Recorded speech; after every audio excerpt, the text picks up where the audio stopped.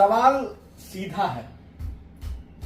तेजस्वी का भविष्य को अंधकार में देखकर पप्पू का टिकट काट दिया गया। ये पूर्णिया के पप्पू यादव हैं, पूर्णिया के पप्पू नहीं, राहुल गांधी नहीं है। पूर्णिया के पप्पू यादव हैं, देश के पप्पू नहीं है। इतिहास आप उल्टा के देख लीजिए। पप्पू यादव पूर्णिया से लोकसभा का चुनाव निर्दलीय जीते हैं। बिहार की राजनीति में पंडित माना जाता है लालू प्रसाद यादव का, कि कहीं ना कहीं उनके ध्रुवीकरण के इर्द गिर्द ही बिहार की राजनीति चलती है। पुत्र मुंह में बहुत बड़ा गलती का उठा दिए क्या राजनीतिक, जो ये पप्पू यादव को हटाना कहीं भारी तो नहीं पड़ रहा है, पूर्णिया में खास करके। एक देहात में कहावत है, बतासा लूट जाए तो लूट जाए, मंदिर नहीं टूटना चाहिए। तो आरजेडी का जो टॉप लीडरशिप है वो बतासा को समेटने के लिए चिंता उनकी नहीं है। उनकी चिंता है कि 2025 का जो मंदिर है वो नहीं टूटना चाहिए। इसीलिए मैंने आपको शुरुआत में कह दिया है, बहुत बड़ा इंडिकेशन दिया है। बतासा टूट जाए तो टूट जाए, परंतु मंदिर नहीं टूटना चाहिए। बहुत बड़ा इंडिकेशन है। नमस्कार, स्वागत है आपका खबर फर्स्ट और एटीएस न्यूज में। मैं आशुतोष पांडे, हमारे साथ जुड़े हुए हैं उग्रनाथ सिन्हा जी, किसी पहचान के मोहताज नहीं है। आपको बता दें, सुप्रीम कोर्ट के सीनियर एडवोकेट के साथ साथ बिहार की राजनीति में पकड़ रखते हैं, एनालिसिस करते हैं, भविष्यवक्ता भी हैं, और खास करके भैया के इनकी भविष्य वक्ता में एस्ट्रोलॉजर आप कह सकते हैं, राजनीतिक एस्ट्रोलॉजर बहुत बड़े हैं। जो बताते हैं वो हो जाता है चुनाव के रिजल्ट के दिन, इसीलिए आज हम इनको जोड़े हुए। सबसे पहले स्वागत है आपका खबर फर्स्ट में सर। बहुत बहुत धन्यवाद पांडे जी। सवाल सीधा है।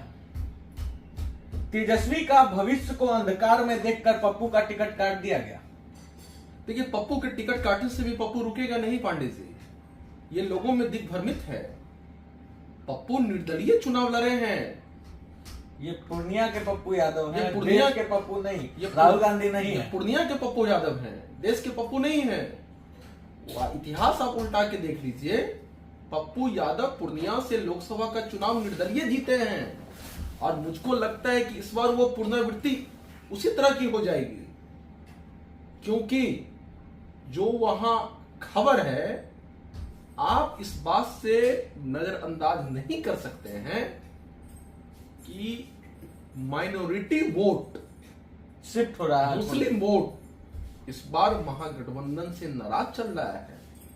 वो उम्मीदवार देख रहा है कि जो हमारे दुख में, जो हमारे सुख में, जो रात में, जो दिन में, जो शादी में, जो विवाह में, जो रोड दुर्घटना में, जो खाना लेकर हॉस्पिटल में आएगा, मैं उसके साथ खड़ा रहूंगा। ये तो बात है, सच में पप्पू यादव ने पूर्णिया में खास करके माइनॉरिटी ही क्यों, सभी के साथ बहुत बड़ा पकड़, मतलब ग्राउंड पे बहुत अच्छा पकड़ है। लेकिन सवाल ये है कि जो बिहार की राजनीति में पंडित माना जाता है लालू प्रसाद यादव का, कि कहीं ना कहीं उनके ध्रुवीकरण के इर्द गिर्द ही बिहार की राजनीति चलती है। पुत्र मुंह में बहुत बड़ा गलती का उठा दिए क्या राजनीतिक, जो ये पप्पू यादव को हटाना कहीं भारी तो नहीं पड़ रहा है, पूर्णिया में खास करके। एक देहात में कहावत है, बतासा लूट जाए तो लूट जाए, मंदिर नहीं टूटना चाहिए। तो आरजेडी का जो टॉप लीडरशिप है वो बतासा को समेटने के लिए चिंता उनकी नहीं है। उनकी चिंता है कि 2025 का जो मंदिर है वो नहीं टूटना चाहिए। इसीलिए मैंने आपको शुरुआत में कह दिया है, बहुत बड़ा इंडिकेशन दिया है। बतासा टूट जाए तो टूट जाए, परंतु मंदिर नहीं टूटना चाहिए। बहुत बड़ा इंडिकेशन है। मतलब आपका आशंका यहाँ तो नहीं है कि पप्पू यादव अगर पूर्णिया से महागठबंधन से जीत जाते तो 25 में तेजस्वी से बड़ा चेहरा हो जाते, और बिहार के यादवों का सबसे बड़ा नेता अगर उस समय कोई होता तो पप्पू यादव, सीएम का कैंडिडेट का भी डर था क्या? निश्चित रूप से वो पार्टी बनाए हुए थे, अपना लोकप्रियता है। आप पूर्णिया की क्यों बात कर रहे हैं? सभी जगह उनके लोग हैं, सभी जगह उनके कार्यकर्ता हैं। तो मैंने फिर से दोहरा दिया ना, बतासा लूट जाए तो लूट जाए, मंदिर नहीं टूटना चाहिए। चलिए, त्रिकोणीय श्रृंखला तो हम समझ गए, अब आगे चलते हैं। पड़ोसी बहुत जरूरी होता है। अब मुझे लगता है अगर पूर्णिया की बात हो रही हो तो कटिहार का बात ना हो तो बात बनेगी नहीं। तारिक अनवर साहब का सीट है, लोकप्रिय उम्मीदवार है, पसंदीदा भी रहे हैं, कटिहार के लाडले भी रहे।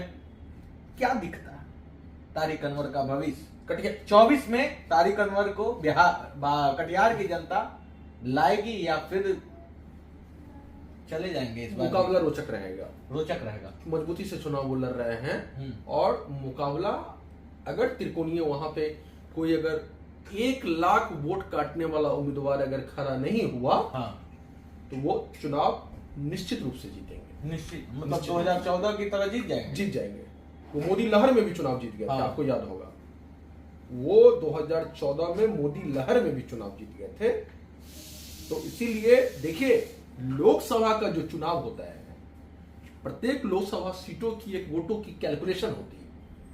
अगर आपके वोट में अगर सेंधमारी हो गई तो आप चुनाव वहीं हार गए। डायरेक्ट फाइट है, एक जमात का आप प्रतिनिधित्व कर रहे हैं, दूसरे का कोई दूसरा कर रहा है, तो उसमें बहुत ज्यादा अंतर नहीं रहता है, उसके परिणाम में बहुत ज्यादा अंतर नहीं रहता है।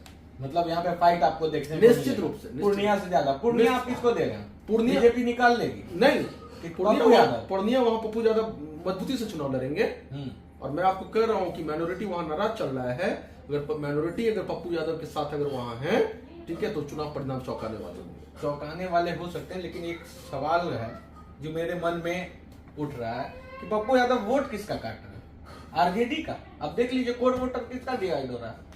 यादव समीकरण, एमवाई समीकरण का वोट बैंक, अगर कोई वोट काटने वाला है पूर्णिया से तो वो पप्पू यादव। क्या बीजेपी का कोर वोटर वहां टूट रहा है? ये सवाल बहुत बड़ा है।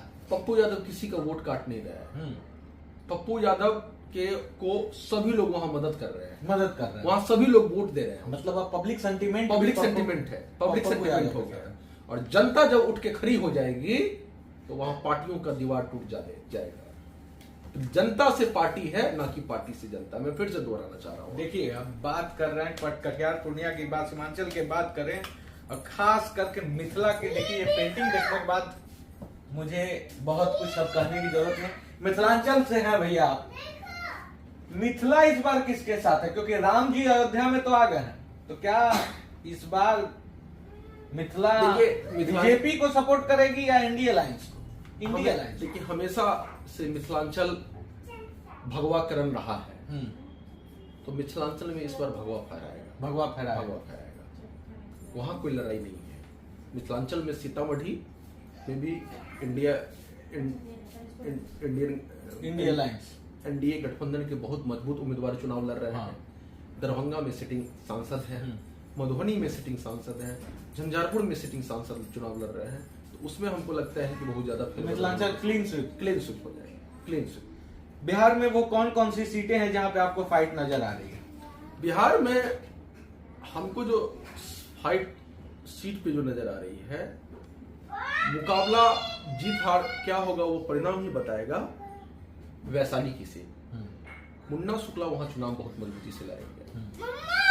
उसके बाद दूसरा अभी कई सीटों पे तो उम्मीदवार भी फाइनल नहीं हुआ है। कटिहार हो गया, कटिहार में फाइट हम देख रहे हैं। ठीक है, सारण में आप देख रहे हैं।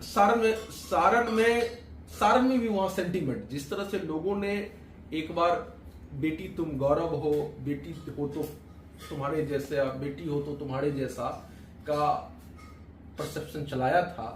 अगर उस तरह की अगर सेंटीमेंट अगर घूम जाती है तो सारण में रिजल्ट बदल सकते हैं, नहीं तो पूर्ववर्ती सारण चुनाव। अच्छा, सारण चुनाव मतलब 2-3 किशनगंज क्लियर है कि किशनगंज तो आप कांग्रेस जीतेगी। 35 सीट मुझको लग रहा है कि मैं एनडीए गठबंधन को यहाँ पे दूंगा। मैं यही सुनना चाहता हूँ। और जहाँ पे वो बहुत ही मजबूती से चुनाव लड़ रहे हैं और उनके लगभग जो सिटिंग सांसद हैं वो चुनाव जीते। देखिए, उग्रनाथ सिन्हा जी हमारे साथ मौजूद थे। और बिहार का पूरे राजनीतिक बुखार नापने के बाद इन्होंने एनडीए का पैरामीटर सेट कर लिया, टेम्परेचर नाप लिया है। थर्मामीटर में दिखाया जा रहा है कि 40 में 35 एनडीए, 5 में एक उम्मीदवार एनडीए इंडिपेंडेंट होगा, जो कि पूर्णिया सीट। इनका दावा है कि पूर्णिया से पप्पू यादव इंडिपेंडेंट जीत जाएंगे। बचा 4 सीट में अब देखना होगा कि एक सीट क्लियर है, किशनगंज क्लियर कर बच गया अब 3 सीट।